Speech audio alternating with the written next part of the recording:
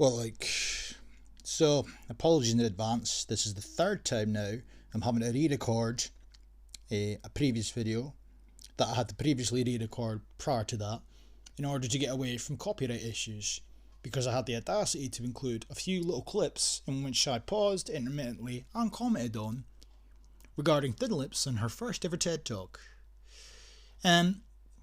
Obviously most people are familiar with the climate speech that she gave, waddling about the stage, giving it the big I am, because she's a professional climatologist in her spare time, which is not played dominatrix with Peter Morel. But a couple of years ago, 2019, she gave a speech about a wellbeing economy at a TED Talk. This was really the first time that I was brought, it was brought to my attention, I should say, back in the day. But funnily enough, I've never actually really talked about it all that much on my channel before. I've touched upon it before, and I've heard it being referenced several times before, but it's not really something that's commonplace in the discourse in politics as of yet. But this is essentially the end goal, in theory, for where Thin Lips ideally would like to see Scotland at the end of the 2030 goal completion for sustainable development. So in this TED Talk, she kind of elaborates to a certain extent as to what it would entail. I'll read a little bit of the transcript, the parts that I was going to include were her talking. It's not really the same, it's a bit annoying really that I'm having to do this. And the audio is going to be a bit fucked up because there's certain parts, because I'm using a laptop as opposed to my computer in my normal setup. The laptop just, for some strange reason, is spurging out to some extent. So what I noticed in the previous recording, there was certain parts of the video that I'd recorded from the video prior to that, if you get what I mean, and it made it so that my voice was lower and louder in certain parts, so just be prepared for that. But I'm not sitting down at fucking this time in the morning to just start from scratch again. I'm not doing it, so I'm gonna have to make do, I'm afraid. But nonetheless, so I'll also include the TED Talk in and of itself for people to go and watch, because it would probably make more sense if you did that. But yeah, this is where the direction we seem to be headed in, away from GDP in favour of some socially just, equitable world full of inclusion and resilience and all that bullshit. So where is it?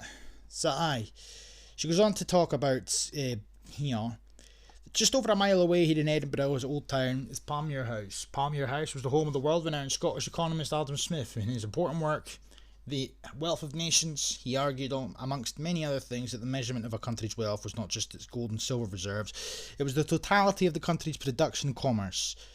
I guess it was the earliest description of what we now know today as gross domestic product.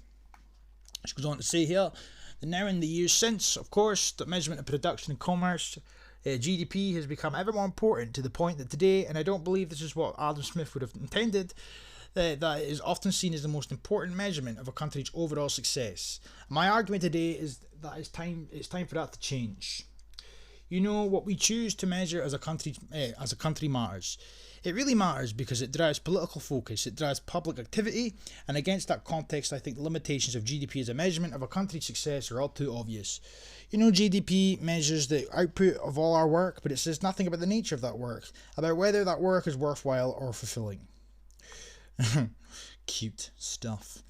It puts a value, for example, on illegal drug consumption, but not on unpaid care. It values activity in the short term that boosts the economy, even if that activity is hugely damaging to the sustainability of the planet longer term. Okay, of course.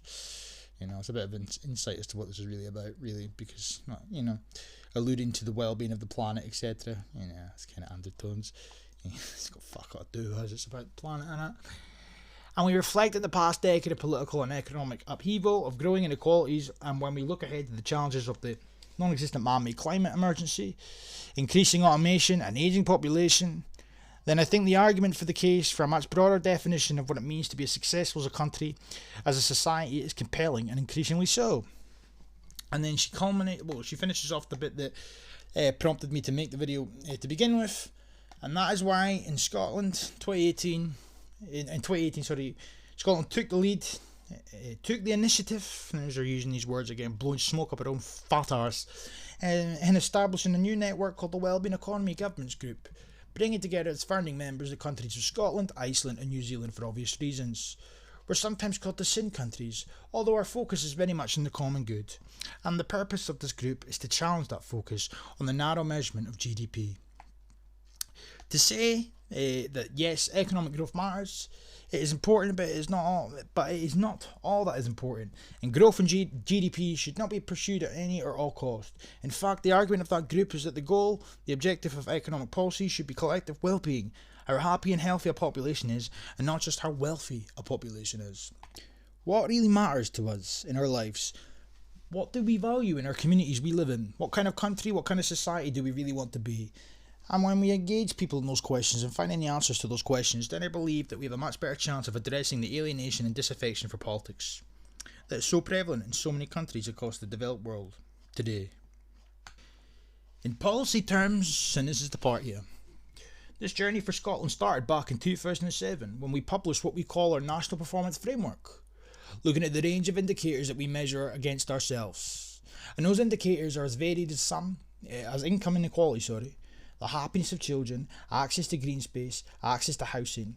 None of those are captured in GDP statistics, but they're all fundamental to a happy and healthy society. I better not get a fucking strike for this, That broader approach is at the heart of our economic strategy, where we give equal importance to tackling inequality as we do to economic competitiveness. It drives our commitment to fair work, making sure that work is fulfilling and well paid. It's behind our decision to establish a Just Transition Commission to guide our path to a carbon zero economy. We know from economic transformations of the past that if we're not careful, there are more losers than winners. And as we face up to the challenges of climate change and automation, we must not make those mistakes again.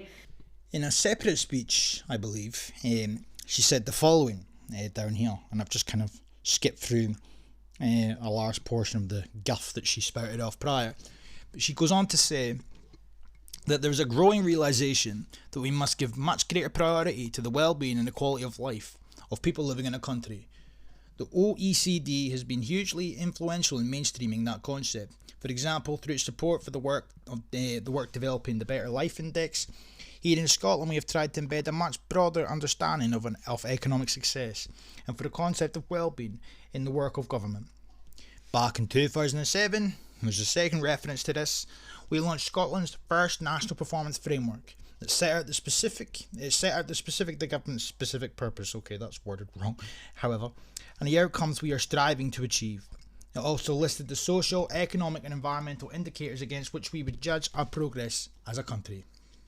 Concluding, I could go on, but I really don't want to fucking elaborate too much further on the waffle that she comes away with. She says here, where is it? For example, the indicators measure... Wait, did I read that bit? Sorry, we launched Scotland's first national performance... It also listed the social, economic, environment and indicators against which we would judge our progress as a country. For example, the indicators measure our performance on issues as varied as income inequality, well-being and the happiness of children, people's access to green and blue spaces and the satisfaction with housing. The scope of the framework also reflects an understanding that government must not just focus on wealth, presumably. What the fuck is worded well wrong? Oh wait, no, sorry, it must focus not just on the wealth of our nation, but on its well-being in the broadest sense. In fact, last year, meaning 2018, when we published a revised version of the framework, we made well-being explicitly a core part of the government's purpose.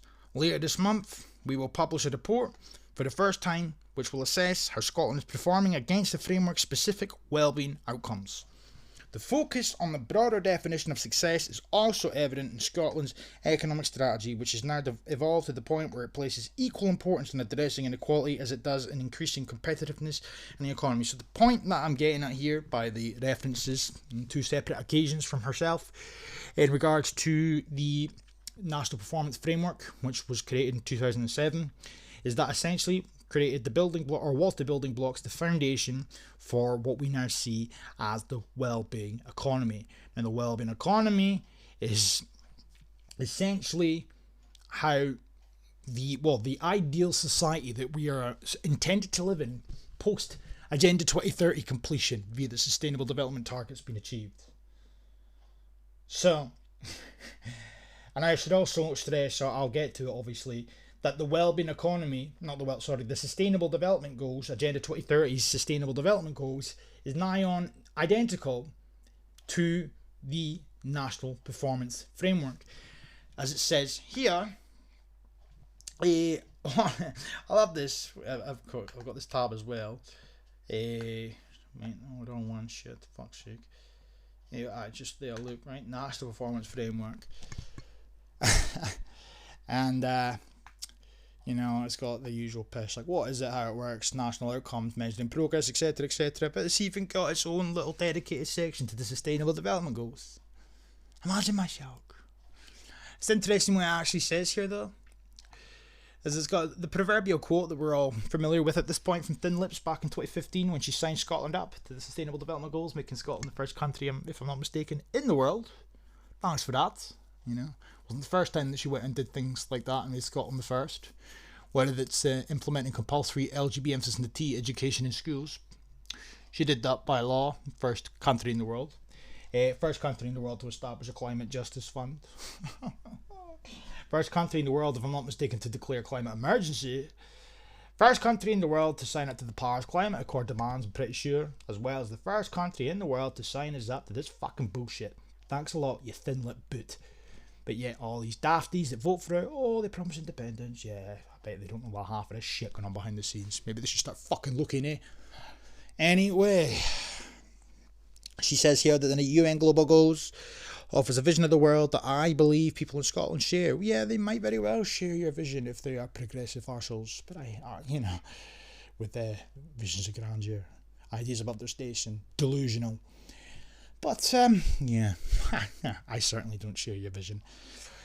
Thin Lips committed Scotland to the global goals in 2015. I should probably read this bit too, actually. National and international dimensions to poverty and inequality are interlinked. Scotland cannot act with credibility overseas if we are blind to inequality here at home. And our ambitions for a fairer Scotland are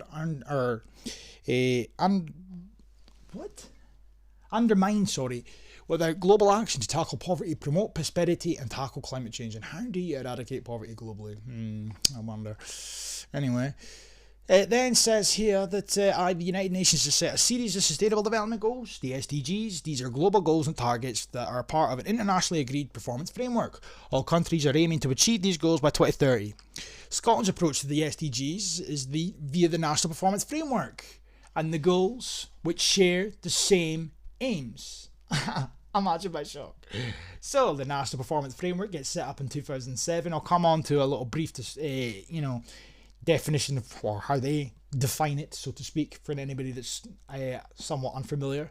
But the point remains the same. Before I get into that, they established the National Performance Framework in 2007, which is supposed to steer the course, or create the course in which we will be steered as a country in order to achieve targets and all the rest of it. But yet it's just essentially a copy and paste of the Sustainable Development Goals. Imagine my fucking shock. And as I said, the National Performance Framework essentially laid the groundworks, the building blocks, or it was the initial encouragement for the Wellbeing economy to be thought of, discussed, pushed, advocated for, talked about, etc., and pursued at the end of it all.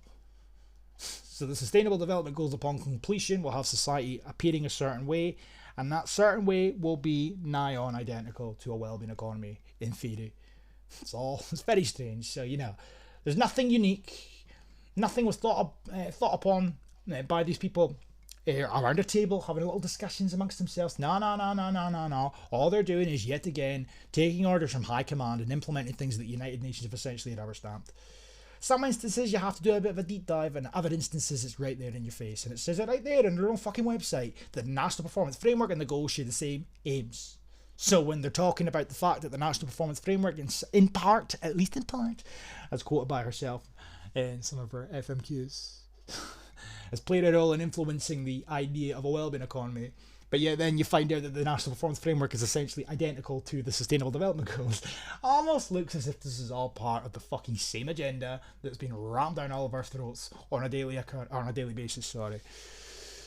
The framework, the National Performance Framework, is Scotland's way to localise the SDGs. So It says it right there. The National Performance Framework, the sole fucking purpose of it, the existence of the National Performance Framework is Scotland's way to localise the SDGs. Implement the SDGs in Scotland. On a constituency basis, on a national basis. So I'll just repeat that one last time. The National Performance Framework is there, was created in 2007, has influenced to some extent or is in part responsible for the now talked about wellbeing economy, which is becoming a more and more frequent talking point, but obviously not enough to be, familiar for a lot of people. But it's talked about more than it was a few years ago. But I don't want to digress too much further. The point is, though, that the National Performance Framework, set up in 2007, influenced or was responsible in part or in full for the wellbeing economy. That is the end goal. But then you realise the National Performance Framework is literally just a carbon copy of the fucking Sustainable Development Goal regime, and it is Scotland's way, as it says there, to localise the SDGs. The National Performance Framework has a focus on tackling inequality so that no one in Scotland is left behind, where we heard that a multitude of times before. The no one is left behind trope comes directly from the United Nations, as we worked together to achieve the goals. Yes. yeah. Fucking goes on and on. And then it goes on to say here, what is it? I'll briefly go through this a wee bit. The framework, the National Performance Framework, is for all of Scotland. We aim to, the we in this instance is the government obviously, create a more successful country, give opportunities to all people living in Scotland, increase the well-being of people living in Scotland, create sustainable and inclusive growth, reduce inequalities and give equal importance to economic, environmental and social progress. The values included within the National Performance Framework are to treat all people with kindness, dignity and compassion, respect the rule of law and act in an open and transparent way. The national outcomes in this instance are to help achieve its purpose. The framework sets out national outcomes, which is for the country to achieve the end goals essentially. These outcomes describe the kind of Scotland it aims to create. It wants to create a new Scotland. Yeah. Sustainable Scotland, inclusive Scotland, wellbeing economy, orientated Scotland, yes. Cacked Scotland, diversified Scotland, yeah. The outcomes, they wish to reflect the values and aspirations of the people in Scotland. Don't really know what the fuck that's supposed to mean. They're aligned with the United Nations Sustainable Development Goals, of course. Well, imagine my shock. Honestly, literally nothing that women does, Nicola Bolt-headed thin-lipped sturgeon, does on a daily basis. I really struggle to find things that she has not, there's not United Nations involvement somewhere. Whether that's major, whether that's minor, it's there somewhere. It's honestly like she gets up in the morning and lives and breathes for a message, pinged message with an itinerary of things to do for the day for the United Nations, whether that's cleaning the United Nations fucking toilets or whether that's implementing policy. Nicola Thinlips is up for it all. Help to track progress in reducing inequality. Define inequality, disparities of course, because we live in some fucking progressive, namby-pamby socialistic world. These national outcomes are that people grow up loved, safe and respected so that they realise their full potential. Live in communities that are inclusive, empowered, resilient and safe. There's that sweet communitarianism starting to creep in through the back door, of course. Creative and they're vibrant and diverse cultures. Oh yes, let's just continue to burn Scotland and then we can celebrate the fact that we're burning it. After the fact, diversity folks. Have a globally competitive, entrepreneurial, inclusive and sustainable economy. I don't have a fucking clue what half of that's supposed to entail, but it is what it is, a sustainable economy, of course. Yeah, that's moving as far away as possible from fossil fuels. But it's fine to purchase them off Russia and whatnot, although we've decided to place sanctions on them. So they now have us over a barrel, an oil barrel, if you will. They can decide to spike the prices if they wish, and it's fine, because Nicola Thinlips knows we have to save the planet, so we'll do what has to be done. You fucking thin-lip fuck. I'm negging around about that this time in the morning, but it's really pissing me off all the shit that's going on just now.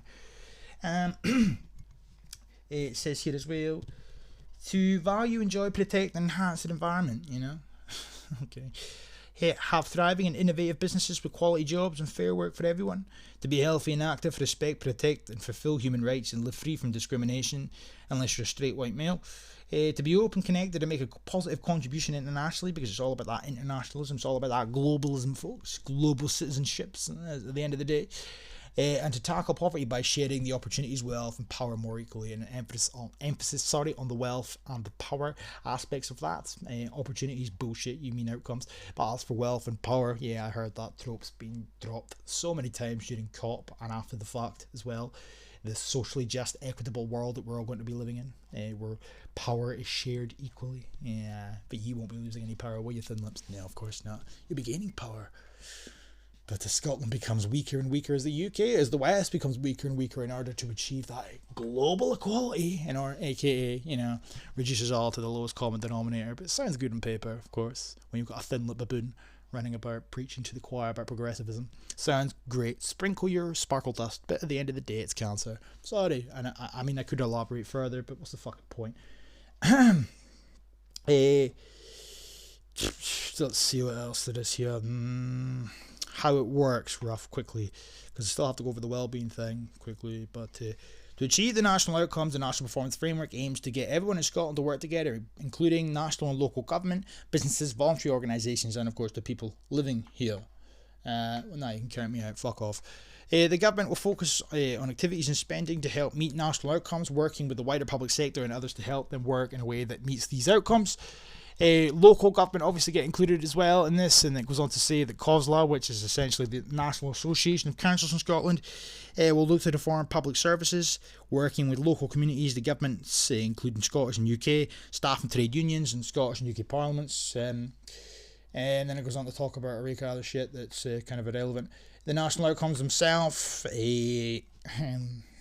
don't fuck about now. Children and young people, communities, culture, environment, education, etc., etc. You can click on all this shit yourself and read through it. I'm conscious of time now. As I say, I'm not really doing this the greatest of justice. I just kind of wanted to highlight it while the topic was sort of fresh in my mind. Maybe in time I'll do a much more informative video, so to speak. But is it here? Wellbeing economy. Nope. 2 seconds. So on the Scottish Government's website, one of the mentions that the wellbeing economy actually gets is an overview here, and it goes on to say that building a wellbeing economy is a top priority for the Scottish Government. This means building an economy that is inclusive, fuck off, and promotes sustainability, of course, ding ding ding, prosperity and resilience. These words, they just throw about all these words, and I don't know how to say it without, it's like when you were in school, and if a boy even was being a little dickhead, he was being a bit girly, you'd call him gay, or a poof or whatever. Like, that's just the sort of word that springs to mind when I read that shit, as childish as it may sound. It just sounds gay. A resilient economy, a resilient society, a sustainable society, for prosperity and inclusion, and all this gaff. It's the same way when they try to, they add all these descriptive words in front of their policies and whatnot. They'll go bold. All these bold policies, and then when you bold is synonymous with brave. If you replaced bold with brave, it just sounds ridiculous. But they think they can hide it somewhat, sugarcoat it if they use the word bold. No, you mean brave. So you're essentially saying our brave policies, which sounds so fucking gay, pathetic, effeminate. But what do you expect from a feminist cabal? Anyway. Prosperity and resilience, where businesses can thrive and innovate, and it supports all our communities across Scotland to access opportunities that deliver local growth and well-being. Scotland is a founding member of the Wellbeing Economy Government's group and initiative, where member countries are working together to understand the key priorities for a wellbeing economy. The group enables cross-government engagement, learning and collaboration to utilise the advice of experts and deepen their understanding of delivering a wellbeing economy for the citizens and environment. The group was formally launched at the OECD's World Forum in South Korea, including participation of senior officials from the governments of Scotland, Iceland and New Zealand, along with Professor Joseph a member of the government's Council of Economic Advisors and the chair of the OECD's high-level group on the measurement of economic performance and social progress. Membership of the group has grown organically since its launch in 2018, with Finland and, of course, Wales now incorporated within. To imagine my shock that Wales has included itself, because there's no fucking smoke without fire as far as Scotland and Wales are concerned. Devolution, folks. The objectives, of course, to collaborate in the pursuit of innovative policy approaches aimed at enhancing well-being through a broader understanding of the role of economics, sharing what works and what doesn't. And then it's, of course, To progress toward the UN Sustainable Development Goals in line with Goal 17, not just Goal 17, I've already elaborated to a certain extent in regards to the Sustainable Development or how it's related, I should say. Address the pressing economic, social and environmental challenges of our time. Yeah, of course, man. Half of these, if not all of these so-called challenges that we face are all key aims of the Sustainable Development Goals, whether it be climate change, reducing inequality, all that namby-pamby-pish, sell the manufacture crises, pretend that there's problems that need to be solved, and well, hey presto, let's all work together on a global scale. Yeah. So anyway, essentially, as I said, it's kind of like there's all these references to the planet, sustainability for the planet, the environment, etc.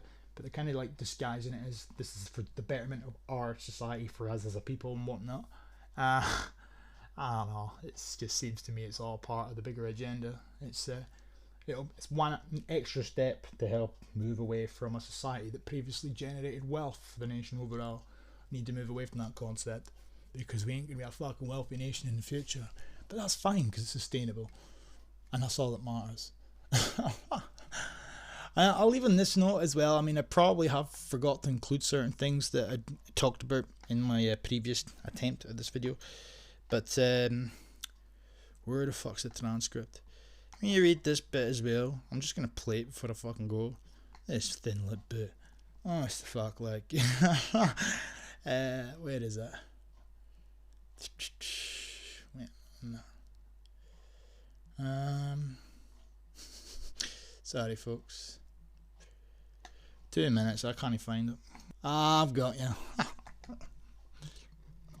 I will leave it to you to decide whether this is relevant or not, that all three of these countries are currently led by women.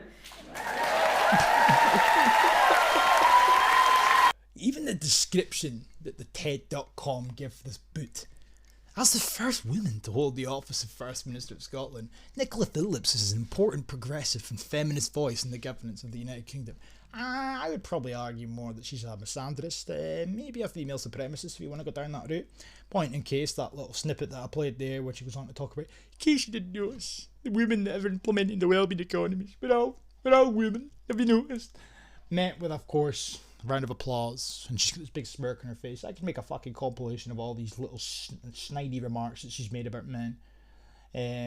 In favour of women over the years, over the months, especially even. I can think of several that have happened this year alone. But it's rather telling, is it not? You know, she seems to have this obsession with thinking that women are better at everything in life, especially when it comes to being political leaders. The absolute irony, the dying, the burning embers of irony that she cannot see is the fact that our countries are all going to shit, and it's thanks to women like her.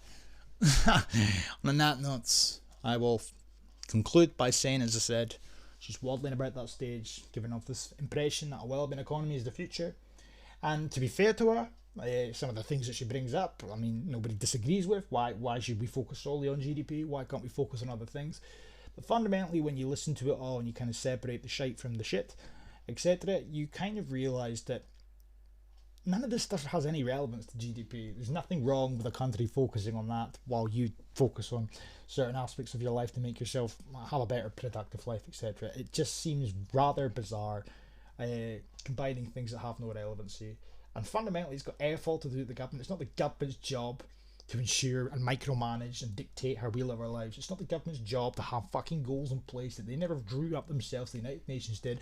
It's not up to the government to ensure and insist that we all abide by these rules in order to achieve some fantasy utopia in the future that none of us even fucking asked for in the first place. Pardon my profanity, but it gets to me because I'm so sick of this nonsense from this bowl-cut headed boots and her cabal dictating policy and assuming that they know what's best for us as a society. I'll tell you what would be best for Scotland, for you to fuck off. And I mean fuck off. Away with your French lover, alleged.